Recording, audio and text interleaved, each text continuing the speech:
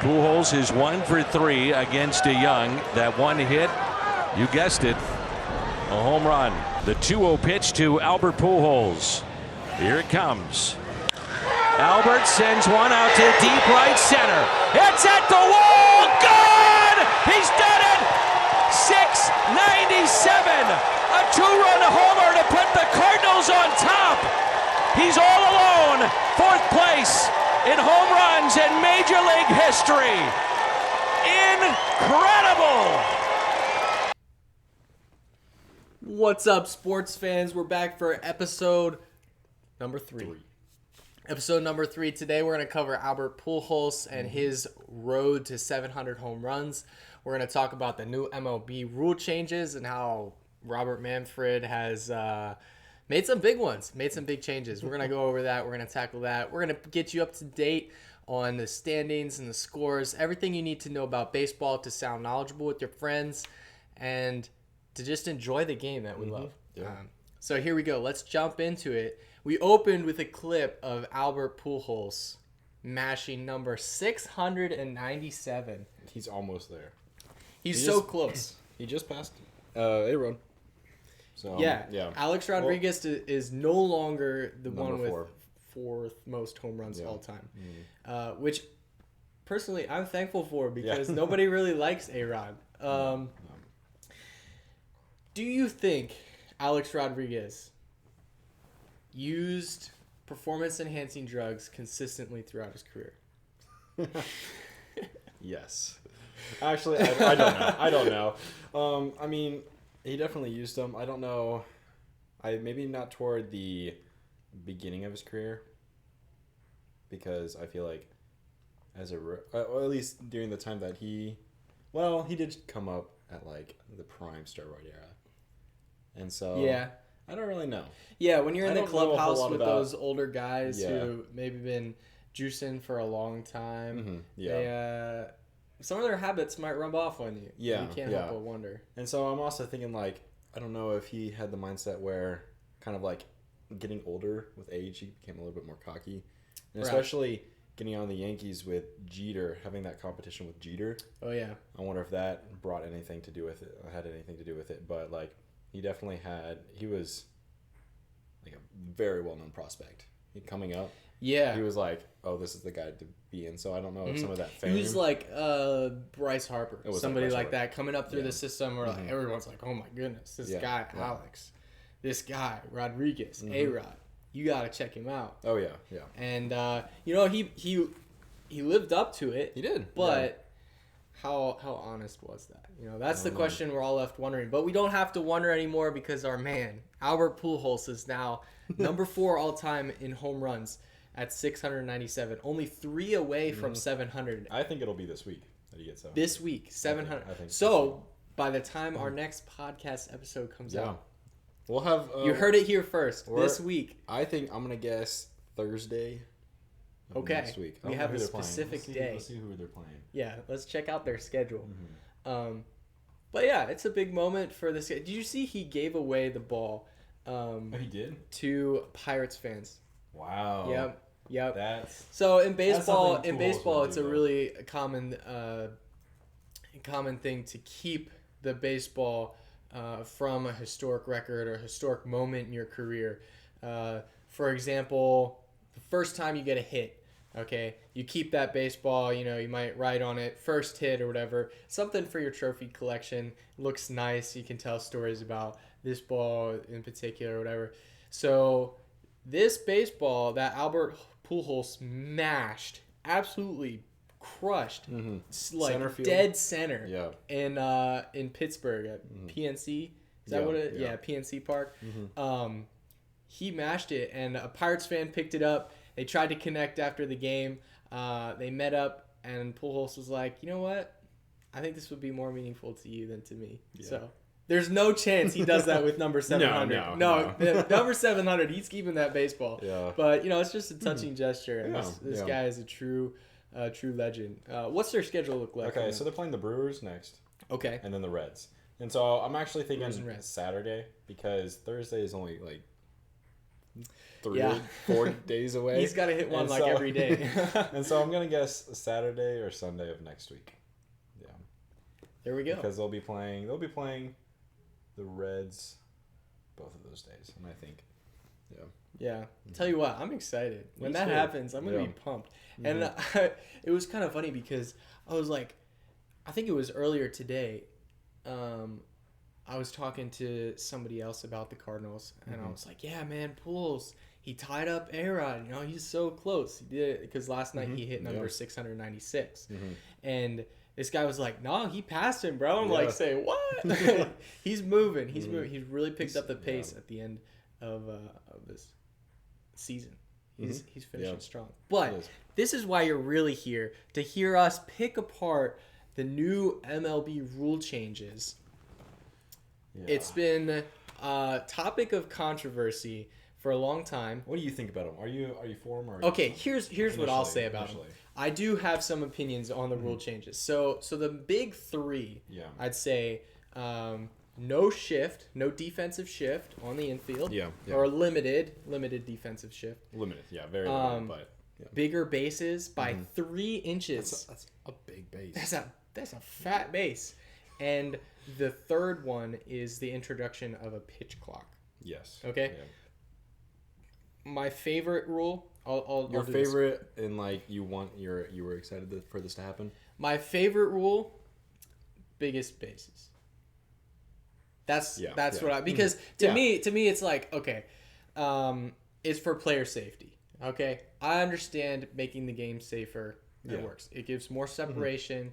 And we'll dig into the details of these different rule changes. But just to kind of preface them with my ordering, I like the bigger bases. I'm so on the limitations on the shift. Okay, I could go either way. I could go either way, and I have some interesting things to say about it. Yeah. The one I really don't like is the pitch clock. I hate the pitch clock with a passion. It makes it feel rushed. Yeah. It makes it feel tense and stressful, and it gives you less time to appreciate the art and the craftsmanship that is going into each pitch. Do we want to go over the rules in detail before, like, kind of what the pitch clock is? Yeah, let's do that. Let's do that. Okay. So give us a breakdown on what exactly these rules are. Okay. And so he's got his laptop over here, so he's got it accurate. We'll go with the pitch clock first. Okay, so whenever the bases are empty, the pitchers will have 15 seconds to, I think it's from whenever you're on the rubber. Yeah, when you get on the rubber, the pitch clock starts. And then until the pitch is pitched. And so you got 15 seconds when bases are empty. That's a pretty simple, like, you're not trying to pick off anybody. Sure. 20 seconds with runners on base, which that's a little fast in my opinion. Yeah, 20 seconds is really fast. That's only, like, that's part of the game is, like, staring down the runner at first base, getting off the rubber and, like, staring. And the other thing about that is you only get 2 pickoff attempts. And your third one has to be successful. Wow. Yeah. What happens if it's not successful? If it's not successful, is it a balk? No, I think it is the equivalent of the balk. Okay, so the runner gets to go to second. The runner gets to go to second if it's at first base. Yeah. Double check me on that, but I'm 99% sure if you don't get the runner on the third try, it's a balk. It's a balk. Wow. Which would really surprise me because I was like, well, if he does 2, and then he steps on the rubber, you just go. Yeah. You can just go. But that's where it comes in. If you just go, then he can step off and he throws you. Throw you out. Yeah. But an interesting thing there. This is just coming to my mind. If he steps off the rubber, throws to second, and you get back to first, you're not out. But then you would be awarded second base. I think because it was a failed third pickoff attempt. I think it is. I feel like if you have any movement towards second base, it's considered a steal attempt. Yeah. And so it's no longer a pickoff. Right, gotcha. Okay. And so if they have any, like, movement toward, like, I don't know exactly how far the runners can go. Like, if they can start, like, sidestepping all the way to second base, but then they can just throw it to first and get you out. Right, yeah. And so, but if you make an attempt at second, it's considered a stealing attempt, and then it's no longer a pickoff if they throw it. So I think that's how it's going to go about. I'm not sure exactly, So, but I think that's how yeah. they're gonna have it. Yeah. So there's also a limitation on number of timeouts a batter can call. I think is it one or two? Yeah, it's just one per at bat. Yeah. So not only are they limiting the pitcher pickoff attempts, they're also limiting the batter timeout. And in baseball, batters call timeout all the time. Yeah. They call timeout if the pitcher takes too long. Now, and I think this is an interesting development in the game, the pitcher can stand there as long as he wants. Yeah. If the batter has already called his one timeout, The batter can't call time the again. batter can't call time again. The pitcher can play a waiting game, He can. and I think that's kind of interesting. Now he can't wait too long, or the pitch timer will run out. Yeah. But I think that's kind of an interesting development of like, oh, we might see some just sitting there, just looking at each other, and that I would You'll enjoy get more that. of the- I would enjoy the- the gamesmanship. The gamesmanship. You'll get a lot more like, you know how you have the Soto Shuffle? I feel like players are going to start creating kind of intimidating, like, sort of like, not dances, but just like ways to intimidate the pitcher or vice versa. Yeah, or vice versa. Yeah. And so, like, yeah. I was thinking, okay, so you got this Craig kinda- Kimbrel. Oh yeah, he's doing like the has his arm crow, thing. you know? Yeah. And so I think well, that could be kind of cool though. You know, it could I be, like that. yeah. But overall, I hate the pitch clock. No, it makes everything feel rushed. And also, it says that like during the game, it makes it feel rushed. Mm-hmm.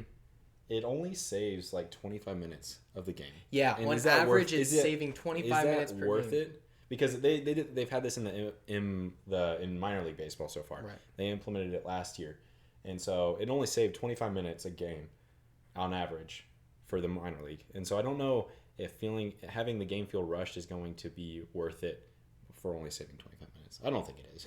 I don't think Because it, like, I don't know, makes it less fun whenever you're just rushing it. Yeah. And so Well, and think of all of the poor fans at the game. When yeah. you go to a baseball game, you want to be there as long as Yeah. possible, man. It's a nice vibe. You're sitting Yeah, there, yeah. you're just enjoying, talking to people, watching the game. Home run happens, you know, everybody cheers. And honestly, with this pitch clock, I mean, you only save 25 minutes, but like it's selling, it's like not allowing stadiums to sell more food as well, That's potentially. Yeah. And so like the fans are there less, and so they're buying less stuff. And so Yeah. I don't know exactly, like there's multiple factors into what it's saving and stuff like that. So yeah. That's an interesting point, though, because now if you go to a game, you sit down, you watch a few innings, you get a little hungry, you're like, okay, I'm going to go get some fries. We all know how long the lines can get at baseball stadiums. So now you get up in between innings, okay, there's about a minute and a half, right, in between each inning. So you get up, you go, by the time you come back, the other team could have batted, and your team could have batted as you could miss an entire inning just trying to get some French fries, and I think that's no fun. I don't think so. I think that's no fun. So I don't like this. Are there any other elements of the pitch timer that have been added? Let's see. Not on this. Just I would love to do a video breaking down how interesting pitching is to watch, because that's one of the biggest things people who aren't exposed to baseball a lot or don't know a lot about baseball, they're like, oh, it takes so long, it's boring. But when you watch a good pitcher work and they're mixing their pitches, they're dotting inside, outside, up in the zone, they're putting balls in the dirt, and each pitch has a purpose, each pitch has a place, I think that's one of the most fascinating things to watch in baseball. And I really am kind of sad that other people don't appreciate that as much. This pitch timer rule is supposed to help pace of play, to draw in more fans from that demographic. But I'm worried, and we'll see how it plays out, but I'm worried that this pitch timer will eliminate some of the art and the finesse of pitching, and pitching will be more of just like shooting a basketball, where it just becomes usually it just happens. The pitch is thrown, and we don't really know. I don't know where I'm going with that. I think that it will be less artistic. There will be less passion put into each pitch. There will be less. I would say solemnness with each delivery, because each delivery becomes so important when it's not rushed and when the pitcher can take their time. You're sitting on the edge of your. You see, I'm like getting excited talking about you're waiting with intensity for each pitch to come, for the outcome, whether it's a home run or a strike, a swing and a miss, and a key moment. I think that the pitch clock will eliminate some of that just intensity of those key moments in the games. So that's why I'm really passionate about the pitch clock. But we have some deeper details into this. Okay, so this is what kind of caught me off guard. A pitcher who violates the timer are charged with an automatic ball. An automatic ball. And then batters who violate the timer are charged with an automatic strike. I don't know. See, who comes up with that? Who're like, you know what I think an appropriate punishment would be? It's just What if it's on second strike? Like, what if they get struck out by the pitch clock? Yeah, like, and it's happened. I'm sure it's happened. Is it awarded to the pitcher, or is it awarded does the pitcher get a strikeout? Well, now that's a good question. Like, does that count as a strikeout? I would say it would have to. Yeah. In the stats, it would have to count as a strikeout. But the pitcher didn't do anything. No. So yeah, that's right. Let's run through some of the other rules before we go into deeper detail. Unless you want to make a batters must be in the box and alert the pitcher by the 8-second mark, or else charged with an automatic strike. So they have to be. They have to be ready. They have to be ready to hit the ball before the timer hits the 8-second mark. Yeah. Which means they only have less than 10 seconds. Yeah. In between each pitch. Yeah. That's absurd. And only one timeout per at bat. Yeah. With runners on base, the timer resets if a pitcher attempts a pickoff. Okay. So they still have 20 seconds after a pickoff attempt. They're limited to 2 disengagements. Is that or step offs? Okay, so even if you step off, not even a pickoff, you only got 2 of those. If a third pickoff attempt is made, the runner automatically advances on one base if the pickoff attempt is not successful. So the runner advances to second base if the third pickoff attempt is not successful. Yeah. Mound visits do not count as disengagements. Okay. Yeah. Okay. Yeah.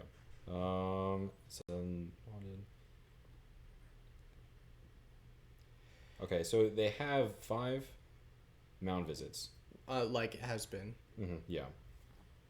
They will receive an additional mound visit in the 9th inning. But it serves as a disengagement. Right. So, I don't know if that's... Well, this is new, the whole disengagement thing. So in the 9th inning, they get one disengagement for free. Well, they get one extra mound visit, but it counts in the 9th inning. Yeah. But that counts as one of the pitcher's pickoff attempt / step No, ups. it doesn't count, but if they want an extra disengagement. It says this effectively serves as an additional disengagement. Right. So if they want an extra disengagement beyond what they have done, they can call a mound visit or a timeout in the 9th inning. Oh, okay. Yeah. Gotcha. And then umpires may provide time, extra time. Yeah. For example, if a catcher is trying to put on their gear and can't get out in time in between innings, then umpires can decide if that's going to be some sort of violation or not. This seems very stringent. I mean, the tolerances seem really tight. I wonder how strict they'll be. I think they're going to be pretty strict. Yeah. I think they're pretty... Well, I don't think they'll have to be very strict because I don't think players will go overtime very often. I feel like because the other managers, the away team or just the opposing team will be very he went past that. Like the manager will call out from the dugout. That's we'll get some fights maybe out of it. You went overtime. No, we didn't. But this will also most definitely affect how kids are being taught baseball. Yeah. Because on all levels now for pitchers, speed is going to be so important. But not too fast because I mean, Right. Well, but now you have to kind of go too fast. You know, in my opinion, that's too fast. But also, like, if there are rules with balks and stuff like that. You can't be too fast. Once you're in the stretch, you have to come set. Yeah. You have to come set and then. But you have to start your delivery before that pitch timer runs out. And some pitchers who naturally take longer are put at a disadvantage than other pitchers who just cycle. But there's also advantages to players. Okay, so we have what's his name? Javier on the Astros. He is a crazy long, like, if he's on the stretch. Yeah. He goes back and forth. Some pitchers have like super long, like walking back and forth with their delivery. And so I wonder if that will give them an extra amount of time, if that is considered their pitch delivery. Yeah. If it'll give them an extra, because some players they're doing that for like 2-3 seconds. Yeah. Some pitchers have multiple steps as part of the delivery, so they naturally get a little bit of extra time. Yeah. Which could lead to an interesting situation of if a batter has already called their timeout. Yeah. And somebody who has a long delivery just waits. Yeah. 5, 6, 7, 8 seconds, and then starts a long delivery. That batter is sweating. And I think that will make worse batters, and I think the pitch clock will make worse pitchers. So it's worse for everybody. So it's worse for everybody, but it's worse for baseball. Yeah. It's worse for baseball. We're gonna keep covering this. As all these rule changes take effect next summer. Yes. So we will be here with you every step of the way to make sure that you are up to date on how things are progressing, especially in spring training. I would think next spring we're gonna have a lot to talk about. So hit the subscribe button. Stay tuned for all of those updates. What's the next big rule? Defensive shift limits. Yeah. Okay. Yeah. So this is one that I'm not a fan of. Okay. Yeah. See, because I think like a shift is all part of the game. It's all part of the strategy of your defense. Okay. All right. Well, run us through the rule, and then we'll get into it. The defensive team must have a minimum of 4 players on the infield, with at least 2 infielders completely on either side of second base. Okay. These restrictions are intended to increase the batting average on balls in play, to allow infielders to better showcase their athleticism, and to restore more traditional outcomes on batted balls. Right. So no longer can you send an extra person into the outfield to have a 4-man outfield, or just a super deep, because shortstop or second base, because there's a lot of part of the other part of this rule is that you have to be on on the dirt. Yeah. Or if you're in like Toronto, or is it right? Right. I think there are lines. I don't know. There might be lines. Well, they're gonna have to be lines. They're gonna have to be lines. Yeah. Some fields have don't have like any dirt. They have dirt around the bases, but they don't have dirt in the base path all the way around the field. So those fields will have to have a line, and I think they do.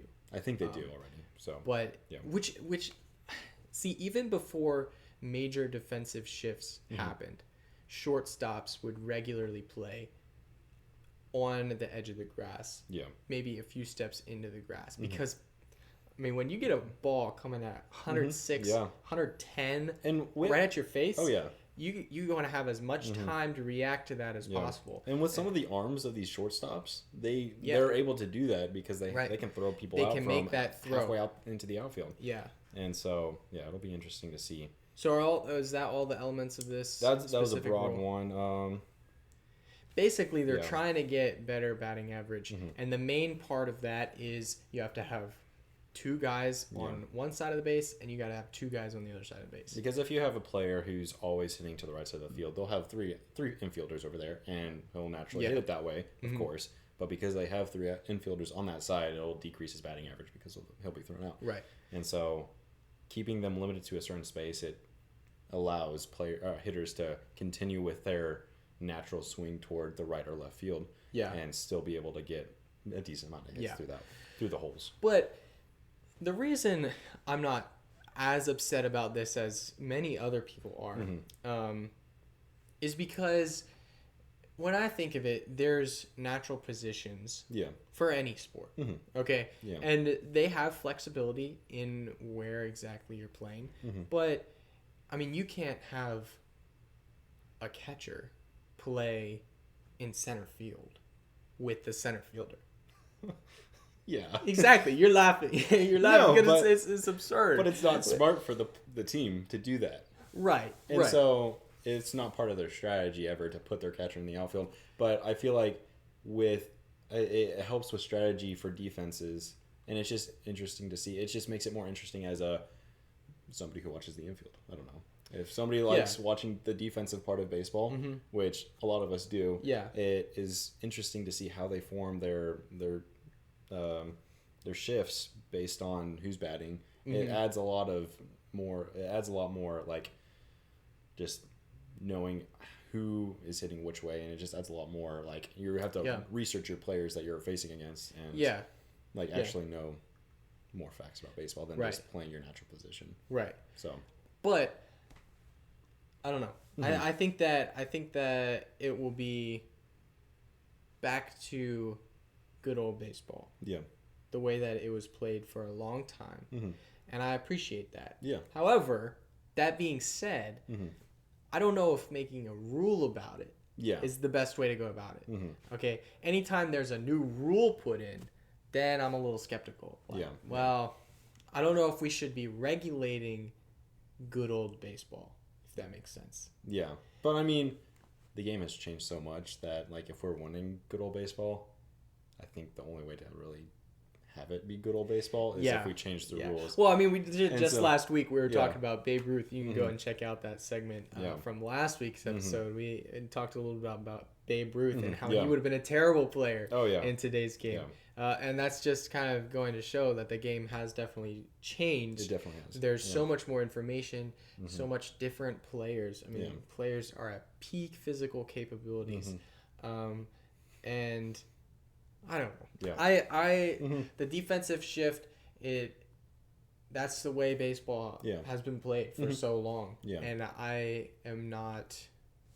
I'm okay with going back to that. Okay. I'm okay with going back to that. Okay. Yeah. That's my reasoning for not hating it. But a lot of people really strongly dislike it, which I think is interesting because people are complaining about, oh, it's just all about analytics now. It's just all about that. And then they try to get rid of the shift, and people are up in arms like, "Oh no, we can't do that." Like, no, we can't take away, you can't take away the shift. But it was like, well, if you want the game to be less about analytics and more about baseball, I feel like taking away the shift is a natural part of that. Yeah. So we'll see how it goes. We'll see how it goes. Yeah. A little bit more details with these rules. The 4 infielders must be within the outer boundary when the pitcher is on the rubber, and so they can be outside before the pitcher's on the rubber, but there's no need. They're moving back to the infield.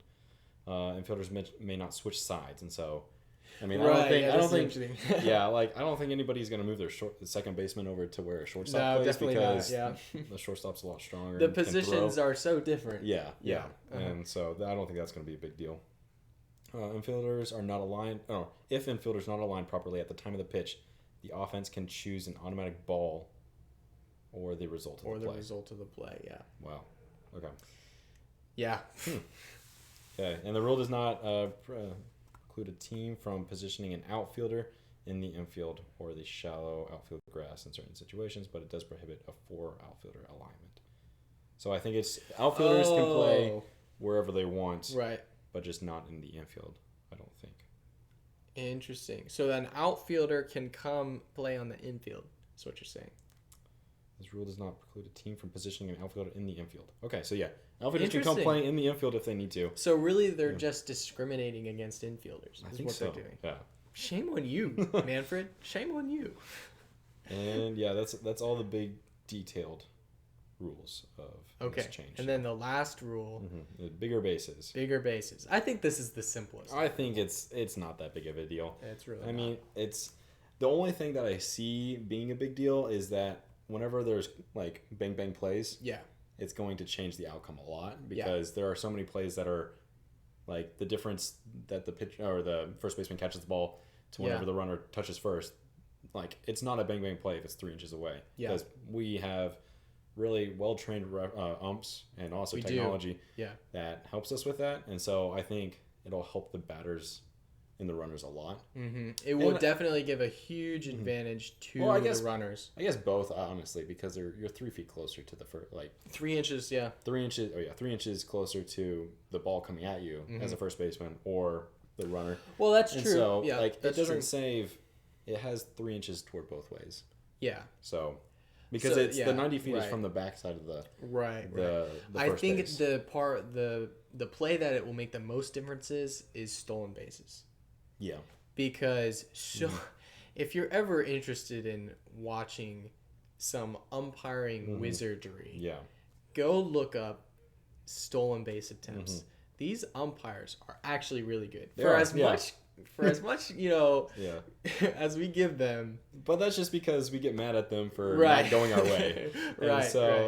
But they're really good, and all of those, almost every single stolen base play is just ever so close. And having an extra 3 inches, which, I mean, that's about that much, that definitely makes a difference in plays. Baseball is such a fine sport where just any professional sport, the smallest margins can make a big difference. So that's definitely going to have an impact on plays. But the intent behind it was player safety. When you have a bigger base, especially at first base, the first baseman is farther away from the path of the runner. And so you'll have less collisions at first base, and it gives the player a bigger target, hopefully less ankle injuries, things of that sort. Just kind of to create a little bit more wiggle room where everybody's not trying to fight for the same real estate. Exactly. So I'm proud of MLB for looking after player safety. And this doesn't seem like it has too big of an effect. Yes, and I think that's why it's okay, and it's not going to get a whole lot of hate from fans, because it's not a huge change to help player safety, but it definitely, it will probably help a lot. Yeah. And so, that's also going back to, player safety and the rules in the past. You got the, what rule? It's the catcher rule, where you can't run over the catcher. Right. Which we were all kind of sad to see that go. Back in the day, you were allowed to just pummel the catcher. Truck through him. To try, if you're running home and the catcher has the ball, he's trying to tag you out. Yeah. You drop your shoulder and you give him some to try to get him to drop the ball, and then you're safe. Okay, and that was always it was always fun to watch. Super fun to watch. It's the one moment where baseball suddenly became super high contact. And also with the sliding into second base. Yeah, that's another one that that one had a lot more injuries. Well, right. I don't know. Sliding into second base with your cleats up to try to literally stab the person at second base. Exactly. And so there are a few changes, and those were major changes, in my opinion, that affected the game of baseball, but for the player safety. And this one, and that one had a lot of dispute about whether it was good or bad. Yeah. But this one, it's not a crazy change, and so I don't think there will be a whole lot of controversy over it. Speaking of crazy plays at home plate, do you remember that one guy on the Blue Jays? This was the most against wild the Cardinals? play. Yeah, most wild play at home plate. Yadier Molina was catching. Yeah. A guy comes booking around third. I can't remember who it was. He's looking it up right now. The guy comes booking around third. He's trying to score. Yadi gets the ball, and he's going to tag him out. He's sitting there waiting for him. And a lot of players, this was back before the rule change, would, like I said, just drop a shoulder and try to get the catcher to drop the ball. And so Yadi's bracing. He's ready to take a hit, because that's what you got to do as a catcher. You got to take that hit, and you got to get that out. But instead of doing that, this man sails. He leaps and he Supermans over top of Yadier Molina, and he just comes, boom, lands right on home plate, and he scored because Yadi didn't tag him. Yeah. He was just so caught off guard. It was like, what is going on? One of the craziest plays. One of the craziest plays. We have it. It was Chris Coughlin. Chris Coughlin. Oh, my goodness. What a play. So there we go. That's the breakdown of all the rule changes that are taking effect next year. And I think, are there other ones, but they're just super, super minor, or is these the I'm not sure. I've only heard of those three. So let us know in the comments below what your opinion of the rule changes are, because I know you guys have them. I know you guys have strong opinions about the rule changes, and we want to hear them. We want to talk about them with you. Yeah, but that kind of is like people's strong feelings about these rule changes. I think are really just strong feelings about Manfred. Yeah. The MLB commissioner, he's not very popular. No. And so people are like, oh, well, if Rob Manfred did it, it's probably bad, right? Yeah. Which some of them are, but I mean, some of them are less than ideal. Yeah. But I don't know. I made a comment one time to somebody, and I was like, yeah, nobody likes Rob Manfred, right? And the person responded, they were like, well, he's a commissioner. Nobody likes any commissioners in any sport. Commissioners make rules. Commissioners make rules. Yeah. They just destroy the game, right? Yeah. And I think it's important to keep in mind, like, he's doing his best to make the game as enjoyable as he can. And when you have such a diverse audience as baseball does, you're never going to please everybody. No. He's trying to improve the game. I think he's missing some aspects and hitting some aspects. Maybe missing more than hitting. I will never forget this year's draft is in LA, and it's like outside, it's beautiful. He comes on stage to like give his opening spiel. He literally gets booed. He gets booed at the draft. This is the one event where everything is supposed to be happy, and like, you know, these kids are getting drafted, they're excited, and he gets booed because people don't like him. So I don't know if it's possible to have a commissioner that we do like. Yeah. But I mean, we'll find out whenever the next commissioner takes his place. How long do commissioners even? I don't know. How long has Manfred been commissioner? Because it seems like it's been a long time. They have to put like term limits on. You know, like a president. You can only be commissioner for like this long. Since 2015. 2015. Well, there you go. He's been commissioner since 2015. 7 years is too long. He's got to go. I think it's up to the owners. Up to the owners of the teams. Oh, so owning a team actually does give you some perks. Well, maybe that's the problem, is the owners of the teams are just a bunch of rich people who don't care about the game. We need more owners like the Tigers' old owner. What was the Tigers' old? I forget his name, but he was a legend. He was a real G. He also owned the Red Wings, I believe. Was that hockey? Yeah, hockey. Okay. Yeah, NHL. I don't know hockey. Yeah, NHL. We should start a hockey podcast too. Would you guys enjoy a hockey podcast? Drop it in the comments right below the like button. Do we know any hockey fans? Or I know a hockey fan. Yeah, I know one from school. Here in Texas. I mean, I think we both know one, but we never talked to him. Oh yeah, I forgot about him. Yeah. Hockey's just not. I don't know. I personally really enjoy watching hockey, but I've never watched it. I don't watch enough to be able to like make. Maybe I'll start watching some and then we can figure something out.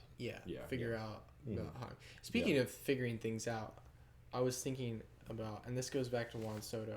So I've been thinking about making a TikTok for this podcast. Yeah. And I saw a video of Juan Soto doing his annoying little Soto shuffle. He's like shuffling, right? And I was like, you know what would make a great TikTok video? Me just absolutely roasting him for doing that because it's weird. He does this thing where he like crouches and he like leans back and forth when he's in the batter's box. And it's like really obnoxious. Like, it's not just like he's snuggling in at home plate. He's like doing these big movements and stuff, and it's too much. We're watching. I don't know this guy Juan Soto. I would say I can't get enough of him, but I have gotten too much of him. He's got some antics. I mean, that's what makes him favorite. A fan. I don't know if he's know. not a fan favorite, but Padres fans, we need to know. Do you like Juan Soto? My guess is probably not that much because he cost a lot. He did cost a lot, and he's not doing well. But yeah. But anyway, speaking of that, TikTok. We'll see what happens. Yeah. See what happens. It could be good advertising. Mm-hmm. Maybe our viewers just need to advertise for us. Honestly, y'all need to. Yeah. Drop it in your Instagram. Mm-hmm. Yeah. I don't know. How do you drop it in your TikTok? Mm-hmm. Send an Outlook invite to all your friends. Yeah, send it in. Email all the people you know. Text all the people in your contacts. Mm-hmm. No. Oh, man. Dude. Goldfish are back. One more drink, one more snack. All right, what's our next topic here on the podcast? I think Talked about Pujols. we did Talked talk about about rule Pujols. changes. Do we want to talk about power rankings or? Let's go over like who's been hot. So let's take a look Yeah. at the power rankings. We'll see. And We we covered wanna them update- last week. We'll see if there's any changes, Yeah. major changes. I will say, just bring it back close to home for a sec. Mhm. The Phillies finally caught their stride a little bit. They got wrecked by the Diamondbacks. They Yeah. got wrecked by the Giants. So yeah. But they caught their stride a little bit. They've won 3 in a row. Mm-hmm. Yeah. 4 out of 5. So They're catching thank up. goodness. Yeah. Last week's Harper finally hit a home run. Last week's power rankings, the big change was the Phillies whenever they went through that drought, Yeah, the week-long drought, and they went from I think 7th to 11th, or no, 7th, yeah, 7th yeah, to they 11th. went 7th to 11th. Yeah. 2 weeks ago. Mm-hmm. But I think no, this is 1 week. This is Oh, this past is 1 week ago. This is okay. this past It was week. 1 week ago. Yeah, and so hopefully tomorrow, whenever the new ones, I think it's tomorrow. Yeah, New normally power- come out on Monday. Yeah. And so hopefully they will, because of their winning streak that they have, Yeah. they'll jump back up a little bit. Mm-hmm. But I mean, the Braves pull up NL East real quick. Standings? The Braves and the Mets are still neck and neck, and it's close. The Braves are a game and a half behind the Mets in the NL East. That'd be huge for them if they could pull that off, overtaking the Mets, because then they would get a bye. Yeah. I believe they would get a bye in the wild card series. The NL. The NL East, yeah. Yeah. They're a game Got and a half Mets, back. Braves. Braves are down 1.5 games, and yeah, the Mets. But yeah, they have a wins. much better winning percentage than the Cardinals do. They do. Yeah. So they would get a bye Mm-hmm. in the wild card series, which I'm excited for, by the way. The wild card series. Oh yeah, it's gonna be a lot more exciting than last year, I think. Yeah. Just the fact that there's a division leader Yeah. competing in it. Yeah. And so It's going to be exciting. I would love to be at a playoff game. yeah, Have you ever been to a playoff game? I have not. We got to I go know. sometime. Okay, if the Astros play the Phillies, we're going. And dude, the Astros could play the Phillies in the World Series. They could. I think more likely scenario, the Astros playing the Cardinals, though. For real. Then the Phillies, yeah. I think last week I said I would take the Phillies over the Cardinals. Has your mind changed? The Cardinals are hot. They are hot. Cardinals are doing really well. Mm-hmm. And the Phillies are kind of getting their feet back under them. Yeah. Hopefully they don't tank completely this September. But yeah, the Cardinals are looking really good. Yeah, the Cardinals in the last 10 are 7-3, so they're not like winning every single game this past 10 games. Mm-hmm. But the Phillies are 6-4, Yeah. and run differential for the Phillies is 73. For the Cardinals, it's 128. Yeah. So they're or at least a little bit more offensive of a team. The Brewers. Mhm. Let's talk about the Brewers for a sec. Yeah. Because right now they're sitting in the number 4 spot for the wild card. And remember, only the top 3 wild card teams actually make it to that series, that Yeah. playoff series. So Milwaukee's on the outside looking in right now. Mm-hmm. They've been there for about a month now. Yeah. They've been there ever since St. Louis overtook them for division week. Yeah. They've been in that number 4 spot, right behind Atlanta, Philadelphia, San Diego, and then the Brewers. Yeah.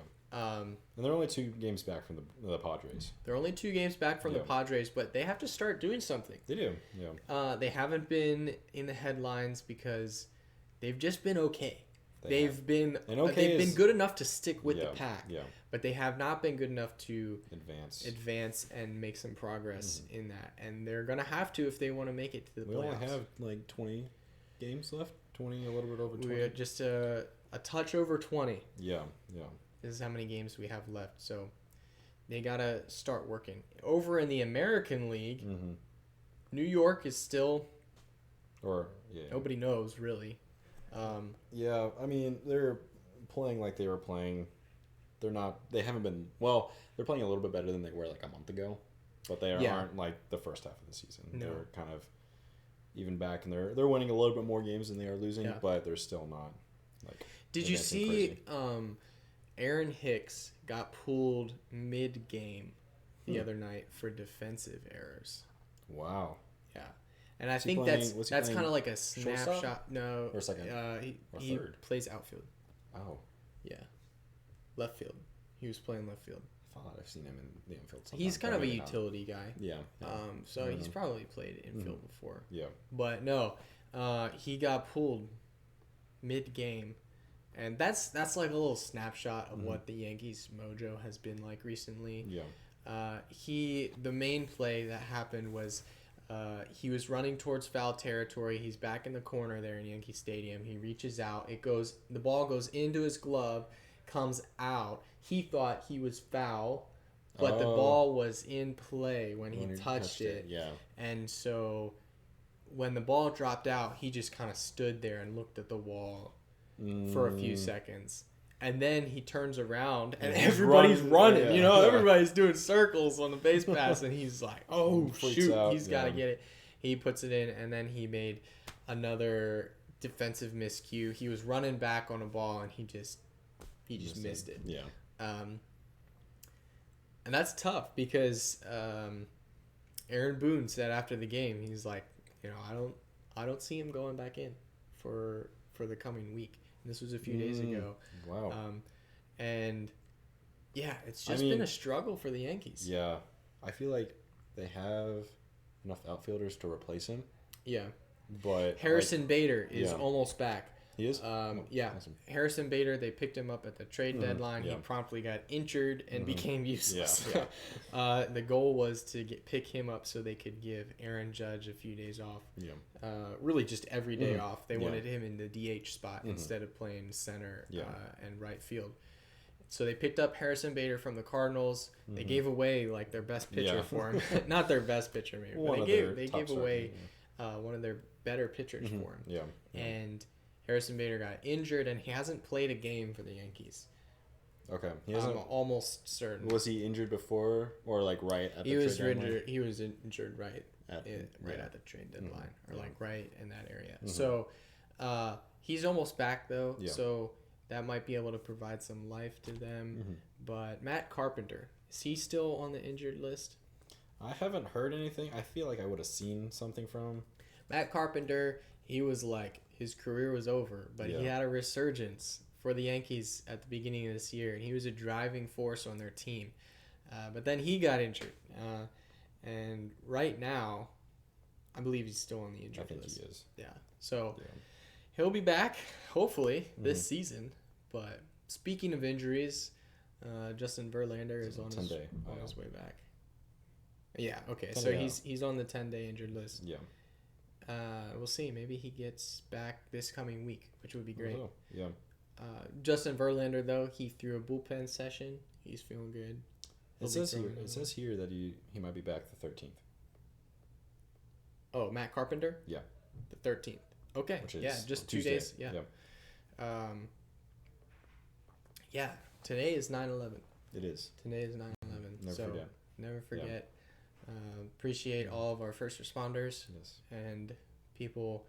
We remember people who lost family and friends in that incident. That was before I was born, actually. Fun fact. I was Not born yet, but You were also not born yet. I was in the stomach of my mother. You were in the womb. I was in the womb.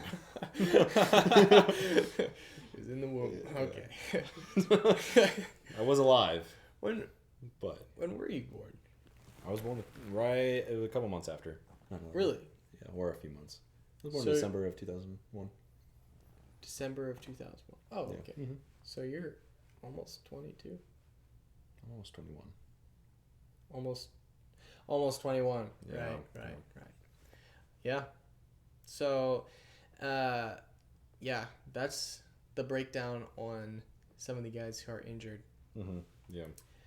Another team that has an interesting storyline that you guys may or may not have heard of. There's this guy on the Diamondbacks of all teams. This guy has thrown so many innings. Let me get the number for you. 44 and a third innings without allowing a run. Let me say that again. 44 and a third innings without allowing a run. And he plays for the Diamondbacks. Never heard this guy before in my life. His name is Zach Gallen. Zach Gallen, Gallen. Look him up.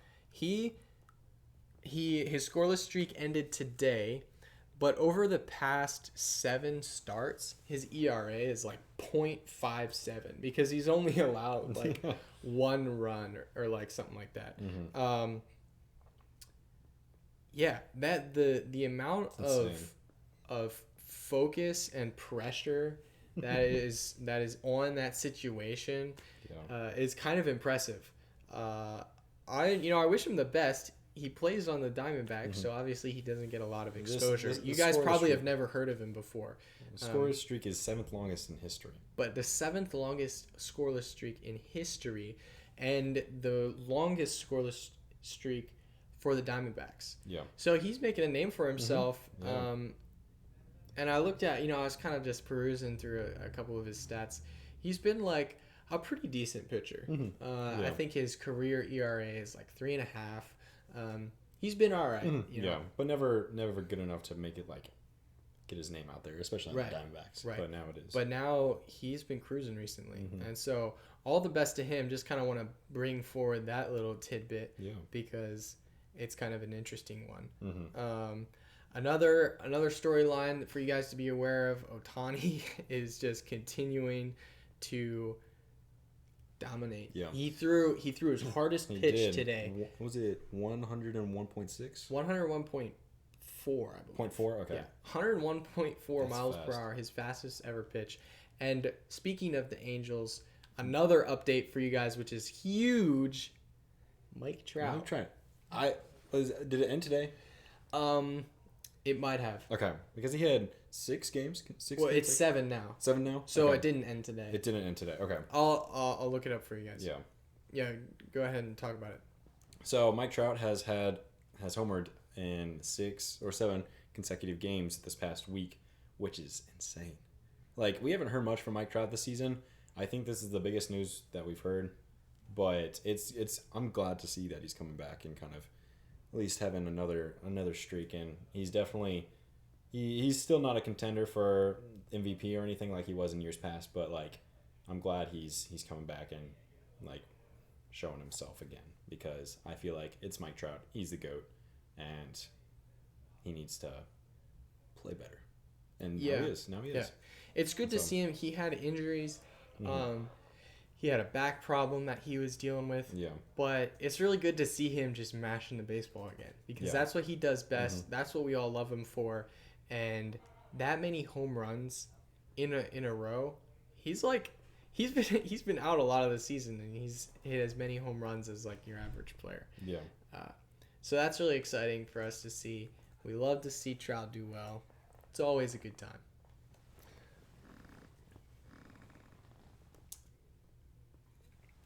I remember back before the Phillies picked up Bryce Harper, there were fan rumors, that the Phillies might get Mike Trout. Because Mike Trout's an Eagles fan. Mike Trout's an Eagles fan, so all the Phillies fans were like, "Oh, bro." I've heard that. So cool. I've heard that about a few teams in the past. Never about the Astros or the Cardinals, but Mike Trout's not going anywhere though. no, he's not. I would be interested to see if Ohtani goes somewhere. That would be interesting. What's his contract up? His contract is, I think he's got another 2, or did he recently sign an extension? Well, he's looking it up. Ohtani got picked up by the Angels, made a name for himself as a two-way star. So he hits and he pitches. Last year, he was the AL MVP because he was raking. And he's still raking, and he's still pitching. Yeah. He's like Cy Young caliber pitcher, and he's MVP caliber hitter. Yeah. He signed a 2-year contract this year until 2024. So till 2024, who would you see him going to? In 2 years, obviously the shape of the teams will change, but who do you think in 2 years will be in the market for a powerhouse like Ohtani? I mean, in 2 years, I'm seeing the upcoming teams. I think Yankees will still be decent. Astros will still be decent. Cardinals, Phillies will still be decent. I think a team who has the fight right now to see in the next 2 years, I think the Orioles. I don't know if they'll fit in. I was thinking the same thing. And so I don't know exactly what prospects they're going to have, who they're going to trade for in the next 2 years. Yeah. But I think that will be the team, in my eyes, the team that will want and will pay for Ohtani. Yeah. Right now. Yeah. Because they have all the number one prospects that will be playing in 2 years. Yeah. And so I think that I can see the Orioles picking up Ohtani. Yeah, I was going to say the same thing. Yeah. I would love to see Baltimore spending big money again. They haven't in a while. Because they can't you can't spend big money when your team is so bad. Yeah. But boy, would it be cool to see Ohtani light up the radar gun in Camden Yard. Camden Yards, yeah. That would be beautiful. That'd be sick. Yeah. I might have to go down and catch a game. Yeah. Maybe I'll be back up in PA in that area. In 2 years, we'll see. Yeah. I'll be graduated in 2 years. Yeah. Yeah, we will. Ohtani. Who else could pick up Ohtani? What if? I mean, obviously the Yankees are always. Yankees or Dodgers, they all have enough money to spend for him, but I don't. It would be interesting though. Like speaking of the Dodgers, I know we hate to have them always pick up the best players, but Ohtani. He's been in LA this whole time. Yeah. He's comfortable in that environment. He's comfortable playing in the weather, there. And, that's where he's been the whole time that he's been playing in America. Yeah. So obviously it's not his home. He's from Japan. Yeah. But that's where he's most comfortable. I wouldn't be surprised if he stuck around in LA. Yeah. Whether that be with the Dodgers or maybe the Angels shell out. I don't think the Angels have enough payroll to be able to justify paying for Mike Trout and Ohtani. But I don't know. Pitchers normally have a higher annual average value and a lower total contract value. Okay. So when players get signed to these big, huge contracts like Mike Trout, $400+ million contracts, it's a 13-year contract.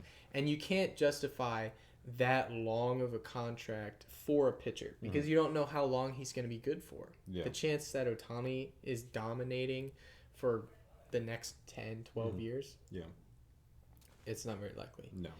But we look at Zach Greinke. He's a pitcher who just a few years ago he had the highest average annual value. It was like 30. Yeah, it was. Well, go ahead and look it up. But Zach Greinke is a pitcher, and he was really good.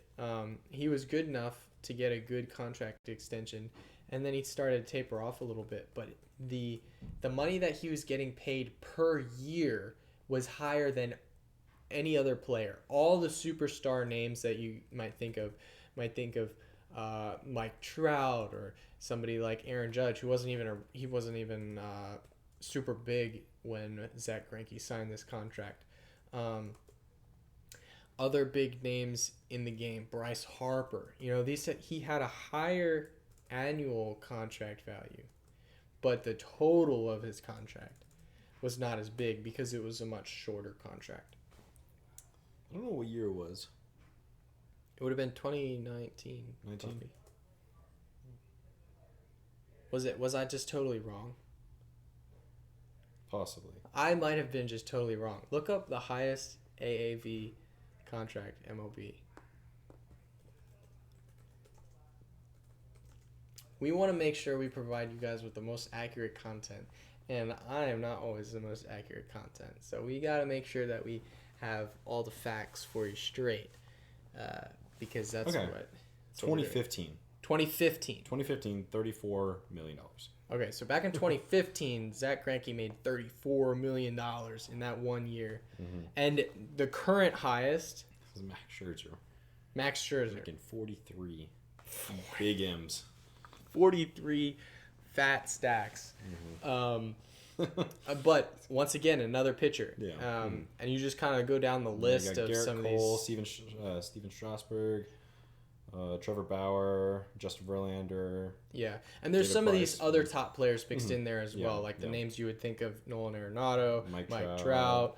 Trout, Carlos Correa. Francisco Lindor. Yeah, some of these guys that you would expect to get Yeah, paid a lot of money. But it's about half and half of pitchers and, like superstar Yeah, players. yeah. And I think that's kind of interesting how It is. pitchers generally is. So now we'll see Ohtani is both a superstar batter and an incredible pitcher. Is So Ohtani on this list yet?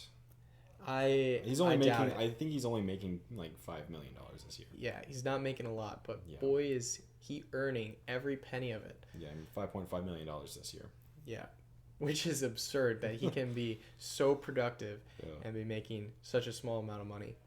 All right, thank you guys for joining us. This has been episode 3 of Peanuts and Cracker Jacks. As always, let us know anything that we could do better, anything that you disagree with, maybe have some hot takes on yourself. Drop them in the comments below. Have a nice week.